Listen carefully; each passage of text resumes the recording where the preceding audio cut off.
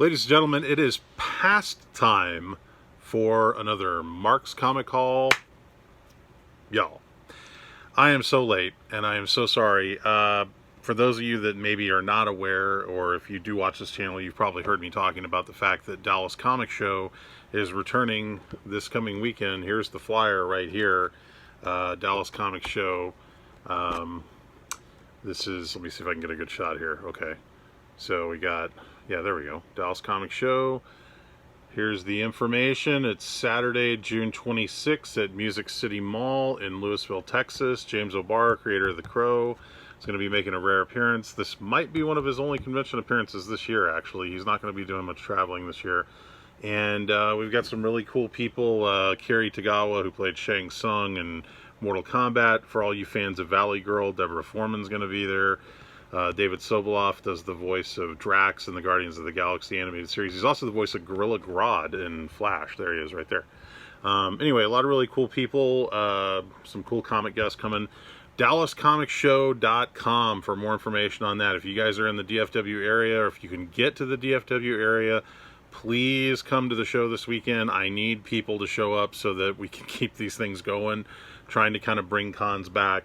So that's my shameless plug for Dallas Comic Show. And that is the reason that I am so behind on getting this New This Week haul done. But I, in addition to the New This Week, last week books that I'll be showing you, I also got some kind of cool recent back issue variants and whatnot. So I'll show you that as well. And I did get some cool variants from this last week as well. So I'll go through the New This Week stuff really quick. And then when I get done with that, I'll show you some of the kind of the hot recent stuff I picked up. If you guys are new to this channel, if you enjoy this content, my name is Mark Walters. This is called Mark's Comic Haul, y'all. Please do me a favor and like and subscribe. I'd very much appreciate it. I'm trying to grow this channel and hopefully at some point get up to 1,000 subscribers. That would really be nice, because then I could actually monetize this channel and make a little money off of it. Okay, so Batman Fortnite number 5. I just grabbed the, what is this, the mustard cover. I always feel funny saying that. It's the mustard cover. It's got mustard on it. I just grabbed this one cover. I'm kind of slowing down on picking these up because I really wasn't that excited about picking them up anyway. And, you know, the whole thing that happened with the first issue was kind of a drag, being so hard to get. But hey, look at this. Talk about a great Jenny Frison cover. This is Catwoman number 32. And man, oh man, this is just wonderful. I am very, very happy with this cover.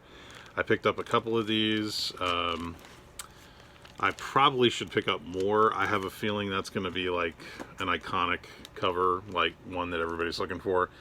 This was a book that I went to 3 different stores and it was selling out at all 3 stores. Nightwing 81, and you know, you would think that the retailers would have.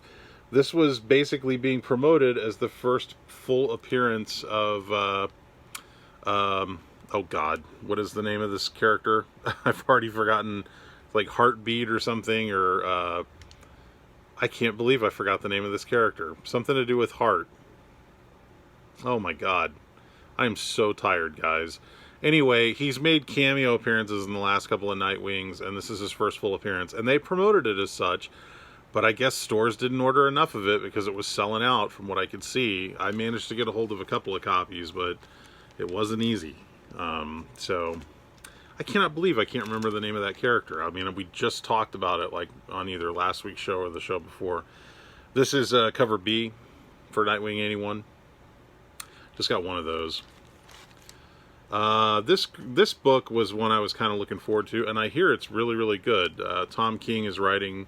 This is Supergirl Woman of Tomorrow. This is cover A. And there's Crypto there. Who's a good boy? This is cover B by Gary Frank with a much more pensive Crypto. He's not as excited on this cover, but yeah. But I hear this is a really good book, so I'm kind of anxious to dig into that. Probably going to have to be after my convention because I don't know if I'm going to have time before to read any books. Okay, so that's all DC. Marvel, we've got Alien number 4. I just picked up cover A. There is a cool Ken Lashley cover B, but the store I went to had one copy and it was kind of damaged, and I just figured I'll grab it later, so I just grabbed cover A.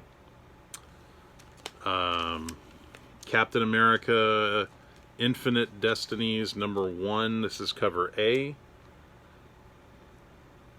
Part of that whole Infinite storyline that they're doing with several different characters. And then this is cover B by Travis Charest.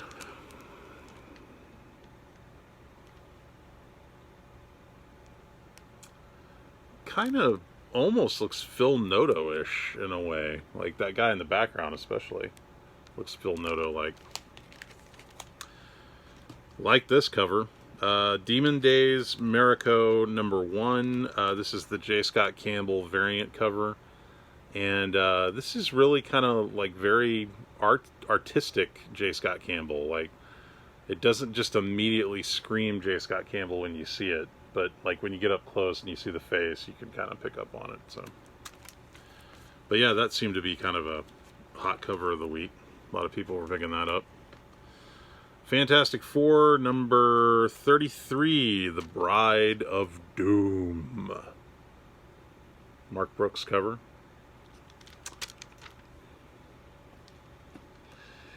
Okay. Can't wait till we get to Venom so I can complain about that price point. Alright, Miles Morales, Spider-Man, The Clone Saga. This is issue number 27 of Miles Morales, Spider-Man. And I dug this cover. This is cover A. Picked up 2 of these. And then picked up 2 of the cover B by, what is this artist name? Besh. This is the Sinister Villains Spider-Man. Cool cover. Was sold. This cover seemed to be hot. Like, people were grabbing that pretty quickly. I think all those covers that artist has done have been pretty hot. Planet Size X-Men.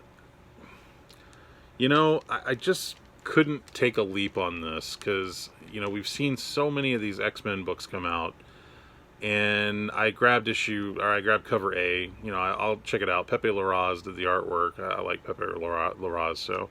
And this is the, what is this, Olivier Coipel, I think, did the cover. I think that's who did that. Is that who did that? I think that's Olivier Coipel. Anyway, there's like several different covers on that. I just grabbed the one. So many of those X books, you know, I kind of took the plunge before, but I just decided not to go crazy on that one. Alright, here it is, folks. Venom #200. This is the big... I guess this is what, issue 35, but legacy numbering 200. $10 book. Thanks, Marvel, and thanks for making a billion variant covers for it. So I grabbed the Jock variant. This is the Jock variant for issue 200. Definitely one of the better variants, I felt. Some of the variants were really kind of not great. This was the Simone Bianchi variant, which I thought was pretty cool. Really just nasty looking. So yeah, I was happy to get that. And is that like a face within a face? Look at that face within a face there. Interesting. I'm sure you guys have probably heard the spoilers by now if you haven't already read it, but something big does happen towards the end of it. This is the Arthur Adams cover. I would have liked to have gotten more than one of these, but they only had one on the shelf. I guess it sold well. It's a cool cover. Definitely one of the better covers for this issue. But yeah, I would have liked to have gotten at least one more of those. By the way, you got to really look at the spines on these and look at the top up here, especially on the back of the spine, because these are so thick and the way they print them and the paper is so cheap because Marvel, a lot of them have little rips and tears and stuff. So this is the Patrick Gleason, I don't know if you call this webhead variant or whatever, but it's another one of those, like, I'm just going to do the outlines variant covers. And so, yeah, I guess this was kind of a hot one. Seemed like it was selling out. I managed to get a hold of 2 of those. And then I went ahead and splurged on the J. Scott Campbell variant cover. This is a 1 in 50. And the only reason I took the plunge on this, the only reason I bought it, I mean, it's a cool cover, but I really thought that because this was a 1 in 50, and because this is such an expensive book anyway, I thought this was going to be like $100 or something. And the price on it was not bad.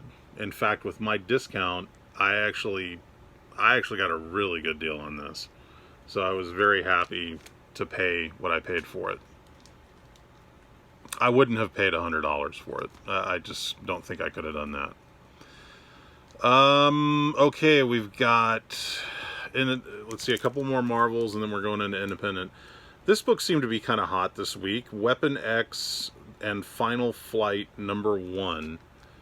Went to 3 different shops, and one of them had already sold out. The other 2 were down to like their last 1 or 2 copies on the shelf. And one of them I bought the last 1 or 2 copies because I only managed to get 2 copies of it, but that's good enough for me. But it seems like it's kind of a hot book, or it may be a hot book. Okay, we're going into independent. So this is Essentia #5. A lot of people are talking about this cover. It kind of looks like, I don't know, almost like a throwback to those really sort of nasty, controversial EC covers of the 1950s, like the pre-code horror. It has, wow, I'm getting crazy glare. Sorry about that, guys. But yeah, it's got this woman in bondage, and she's wearing, you know, lingerie, and the guy with the gun about to do something to her. Her mouth is gagged, and so, yeah, it's kind of a crazy... Anyway, that's cover A. This is the... I don't normally buy these, but I went ahead and bought this one just because I thought, I have a feeling this is going to be a desired cover. Same cover, only she's topless, and I'm sorry, but I had to cover it up because I don't want YouTube striking me or anything. But yeah, so same cover, only she's topless, and it's a virgin variant. So yeah, went ahead and picked that up. Here's the back. And if you'd like to see the uncensored version, you'll have to go to Comic Crypt of Castle Hill's Patreon page. Pay for it. I'm just kidding, he doesn't have a Patreon page. That's an in-joke. Berserker #3. This is the foil. Is second printing, I think? Is that right? No. First printing. I don't know what I was thinking. I think it's because they put out a second printing of #2. This is #3. This is the foil cover, cover A. I think this is the Grandpa cover. And then this is cover B by... who did this? Is it Raphael Albuquerque? I can't remember, but a foil variant. And then I was really happy to get my hands on not 1, but 2 of these. This is the Jenny Frison 1 in 25 variant. Okay, so they did 3 versions of this cover. There's this one, which has the red across the face, blood. This is the only one that has the red across the face, and I actually liked that. So I was happy I got this one. The other 2 don't have the red across the face. One of them looks just like this, but without the red, and then one of them is a virgin variant, so it doesn't have the masthead up there. But this was a 1 in 25. Then there was the 1 in 50, which is the one like this with the logo, but no blood. And then there was like a 1 in 100, which was the one that has the virgin variant with no blood. And those were crazy priced. These, I could not believe how cheap they were for a 1 in 25 variant. So I got 2 of them from 2 different stores, and they were about the same price. And it was a price I was more than happy to pay. I couldn't believe they were as cheap as they were. I don't know, maybe because maybe they were ordering heavy to get the other variants and they just didn't care as much. I don't know.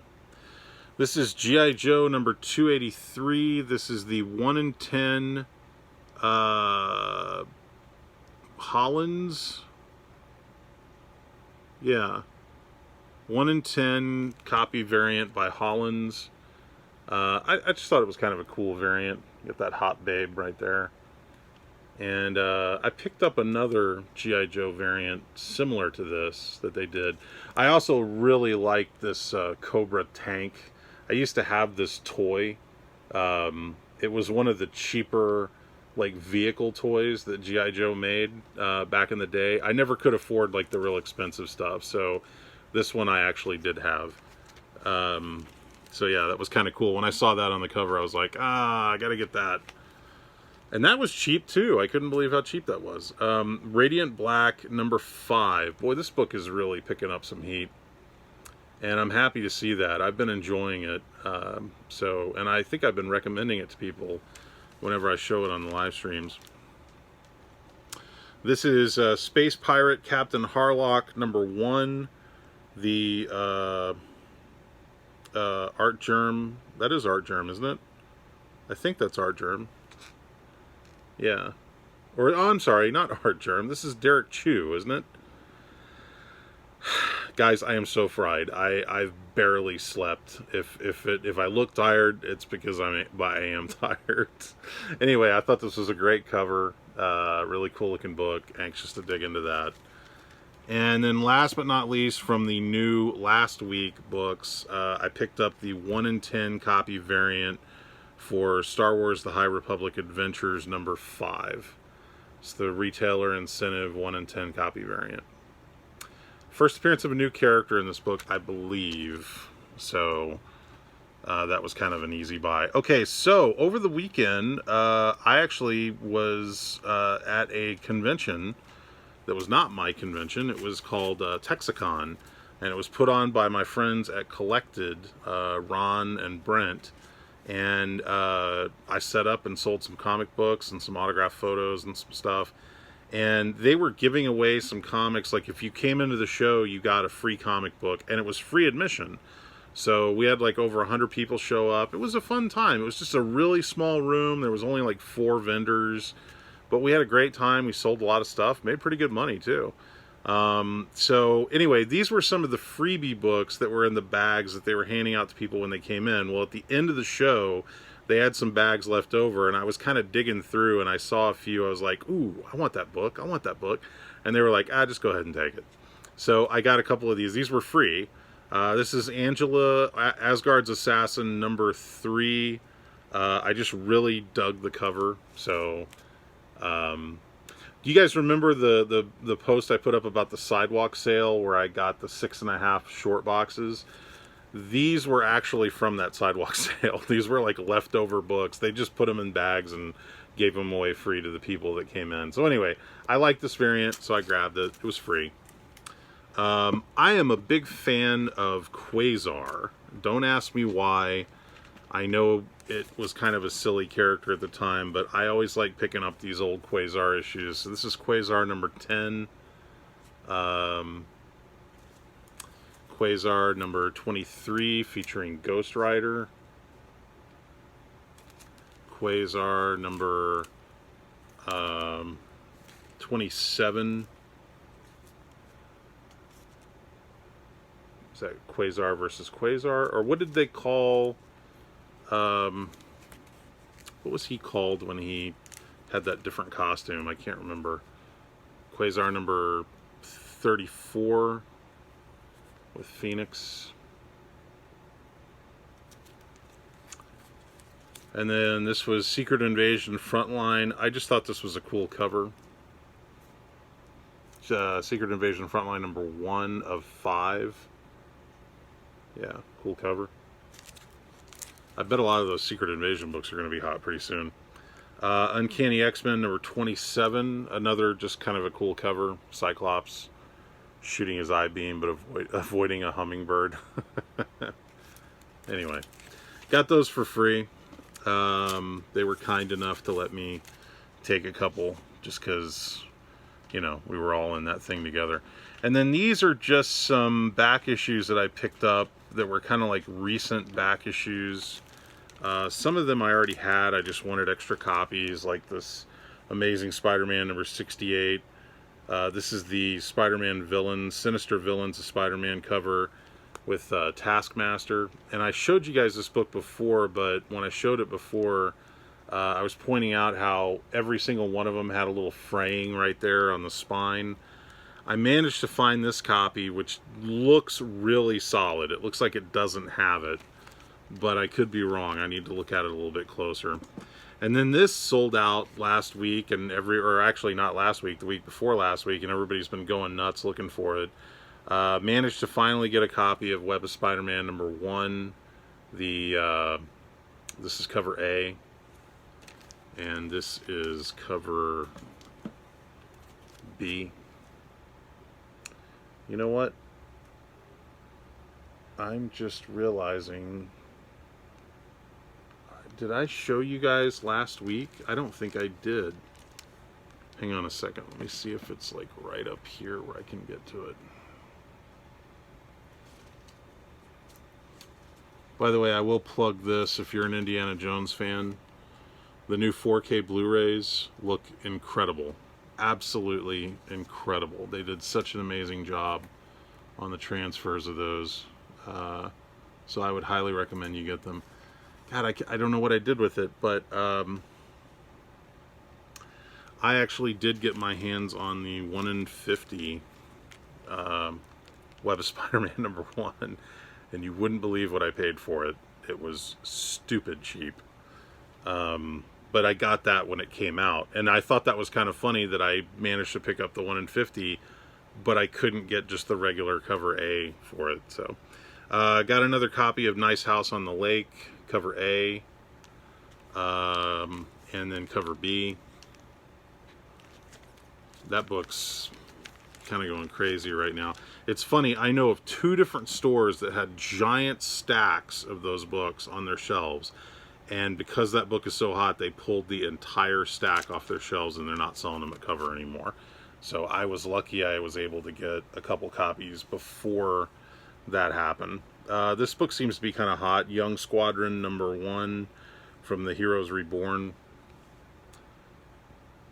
because you've got 3 popular young Marvel characters playing 3 popular Marvel characters that they don't normally play. Got another copy of this Carnage Black, White, and Blood, the second print variant. Got a copy of Reptil, or I don't know if you say it's Reptile, Reptil, I think it's Reptil. But Reptil #1, this is cover B, the Fossil variant. I never got cover A. I didn't like cover A. And then Red Pegasus had, they have a box where what they'll do is they'll take newer books that they just want to kind of blow out, and they'll sell them for like $1.50.